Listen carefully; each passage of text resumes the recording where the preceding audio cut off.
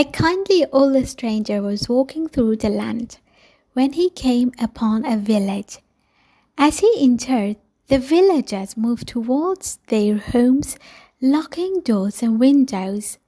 The stranger smiled and asked, "Why are you all so frightened? I am a simple traveler looking for a soft place to stay for the night and a warm place for a meal." "There's not a bite to eat," he was told. "We are weak and our children are hungry." "Oh, I have everything I need. In fact, I was thinking of making some stone soup to share with all of you." He pulled an iron cauldron from his cloak, filled it with water, and began to build a fire under it. Then, with great ceremony, he drew an ordinary looking stone from a silken bag and dropped it into the water. By now, hearing the rumor of food, most of the villagers had come out of their homes or watched from their windows.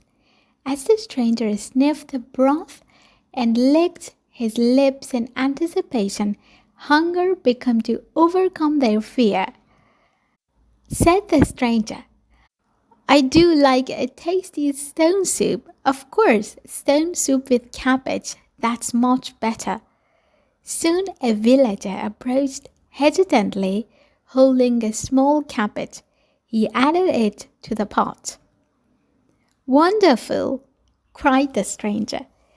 "You know, I once had a stone soup with cabbage and a bit of salt beef as well, and it was fit for a king."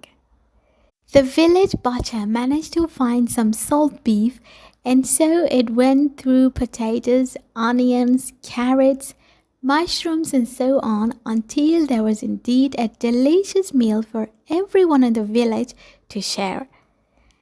The village elder offered the stranger a great deal of money for the magical stone, but he refused to sell it and traveled on the next day. As he left, the stranger came upon a group of village children standing near the road.